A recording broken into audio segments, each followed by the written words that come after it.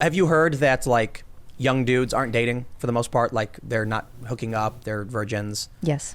Yeah. Well, before we even go anything, why do you think that is? What is this question? Have you heard that like young dudes aren't dating for the most part? Like they're not hooking up, they're virgins. Yes. Such a broad question. Have you heard that? Hey, have you heard that? Okay, well, before I say anything, what do you think of that? Yeah.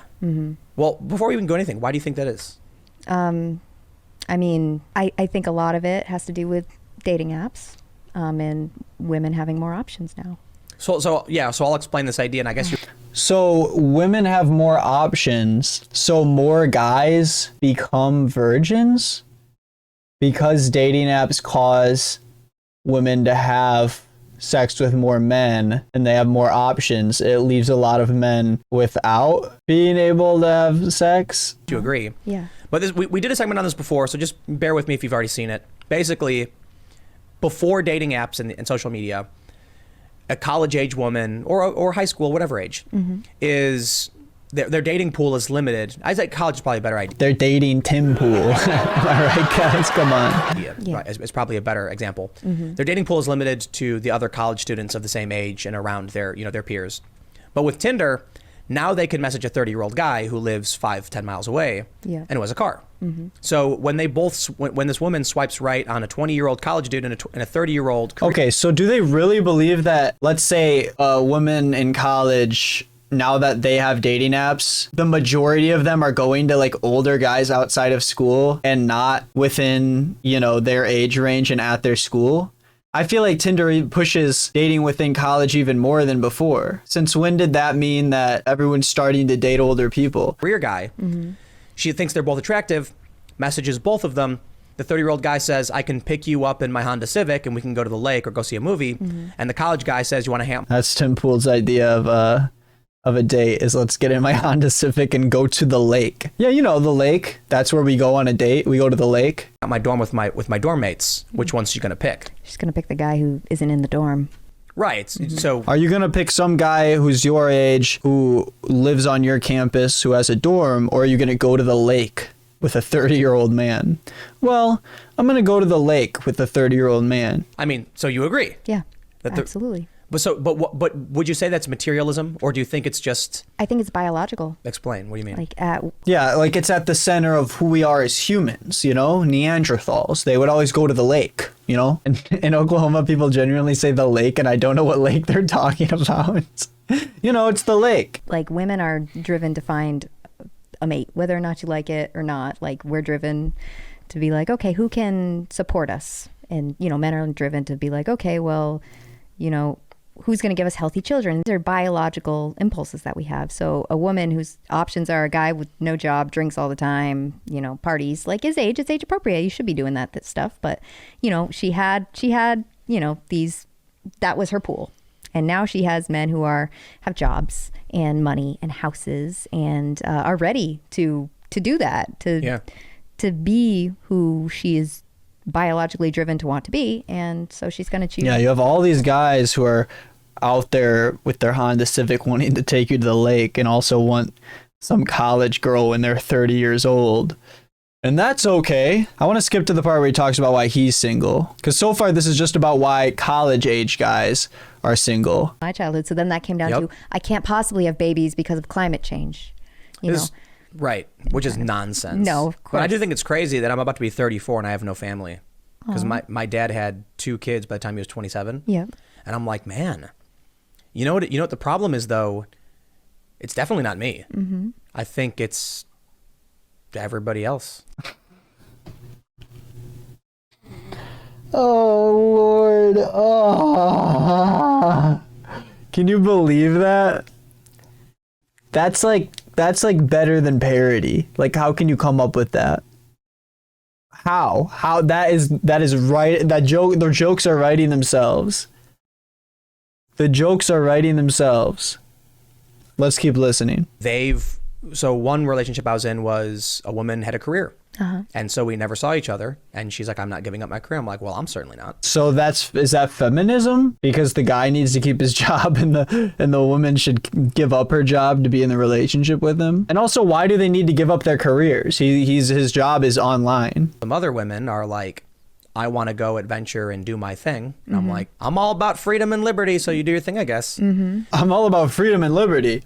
So I guess I have to let you go do what you want to do, and I can't hold you back. But what does this have to do with feminist politics? And the only option I really have is to be like, no, you must be the wife. And like, that's not me. Yep, exactly. So I haven't found. So you got to find somebody who wants to, start a family and be maybe a stay-at-home mother. But here's the challenge with that. My perspective, personality, what I find attractive are all based on liberal urban sensibilities. Yep. And so most of the women in that space are going to be fiercely independent, careerists, and not necessarily compatible. Not necessarily compatible with me. And if once I take off my beanie, the light will shine off my head and blind them because I am severely bald. So... Yeah, that's not. What does that have to do with feminist politics? It does sound like it's a you issue because that's what you're into. If you like people that don't like you back, that's not an everybody else issue. That's a you issue. So, over the past several years, I've been, increasingly successful. I have no problem and no concerns about starting a family whenever I need to. But most of the women that, I have been with are like, can't career. Yep.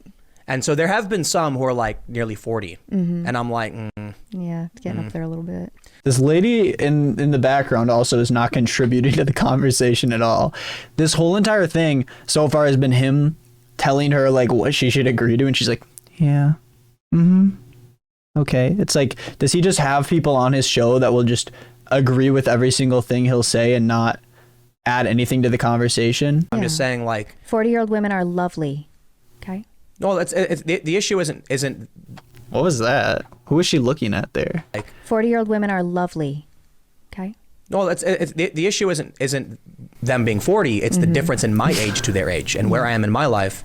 And the same is true with younger women too. So I could certainly find like a younger woman who's like, I just want to, and I'm like, but we're just and not. There's biology that comes into play too there if you're looking to start a family. And it's always biology. This is just the way that humans are built, the cavemen, when they used to be attracted to these people who didn't care about their jobs, and here I am. She's already in her 40s, then there could be some trouble, and that could be hard, and that might not fit your what you want in your life. Yep. And that's entirely true. That's biology, and I say this, I'm in my 30s, I'm getting there, so it's understandable, and it's okay.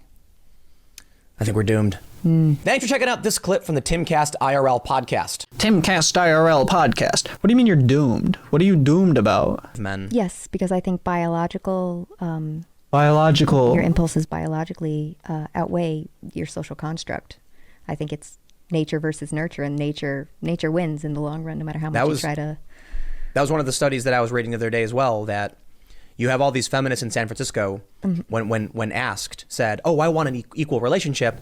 And then when they're like, how do you date? And they're like, oh, well, when I date, it's traditional gender roles. Yeah. So what's the future then? Okay, what's the study? What's the study you were reading the other day that said that? So they interviewed women who think they should have equal rights, and then they immediately said that they didn't want equal right. Like, do you really see that study being real? But also, like, when it comes to traditional gender roles or whatever he's saying, like, you want to take care of your family and you want to find a spouse that cares about their career where you guys can have that dynamic. That doesn't mean that it is inherently sexist in your relationship if that's what both of you want and you're both carrying your weight, That doesn't immediately mean that you suddenly believe in traditional gender roles and the man should be the spearhead of the family and the woman isn't able to like have any power in the family and doesn't like have any and doesn't have any ownership. It's like it's much harder to take care of a family and a whole ass house than a lot of the jobs that like corporate jobs that people have out there where they go to an office and sit at a desk. I'm not saying it's not hard, but like, an ass house. Men aren't hooking up. Yeah. They're not dating. It's bleak. What study? What's the study, Tim? And what's bleak? Yeah. I mean, we almost need to hit a reset button on everything. the apocalypse is going to be slow and boring. And this is one of the ways it comes about. It's not a thing though. Like, people aren't having an issue finding people that they want to be with and having children. Like, I don't know where the issue is, where that's like the issue we should be worrying about. The apocalypse. Generation now that are of men that are being stunted because of all of the things we've just talked about. Yep. You've got an increasingly, this increasing push, right? There was a tweet from Progressive, the insurance company. We need to encourage more women to be CEOs. But if we look at that other data that says that as women get promotions, they're more likely to get divorced. I think what we end up seeing is as women make more and more money, they're less likely to be attracted to the average guy. More women are in school in the United States today than men. Yep. So it seems like if the income averages for a college degree versus a high school degree are true, we're going to end up with a generation of women who view almost all men as inadequate. And then you're going to have a bunch of men their age who never had a relationship at all and are going to be stunted, basement dwelling neckbeards. Seems pretty bad. Dude, wait, back it up. So, he doesn't think that income should be equal between men and women because if women make too much money, they'll stop mating with men and it'll turn guys into incels. So he's saying that we should not make women CEOs, even though data suggests that companies perform better with better diversity within their staff, or within their higher ups or whatever however you want to call it, because if they make more money, then like our population will go down is maybe what he's worried about, or just like guys won't be able to have children. What happens when they turn 30, do you think? And then they move into the role of the people who stole the eligible women from them. No, they have no experience with women. So they'll just move into the basements instead of into the role. Right. Yeah. So like for me, I'm a couple of weeks away from being 34. But I grew up at a time I was coming of age when these social media platforms were being built. So I exploited all of them. Yes. I had a very normal teenage years and 20s and everything, dating, hooking up, partying, all the good stuff. And I skateboarded all the time and I was arrogant, cocky, just awful person, all that. And the ladies loved it. I'm exaggerating a little bit, but I mean, they kind of did. And that's why I'm not dating anyone right now, and it's all feminism's fault. Now I'm in my 30s and I can go on dating apps and be like, oh yeah, yep, you got it. And then these other guys who are like 26 have no experience because guys like me have dominated the dating apps for the entire time. Yep.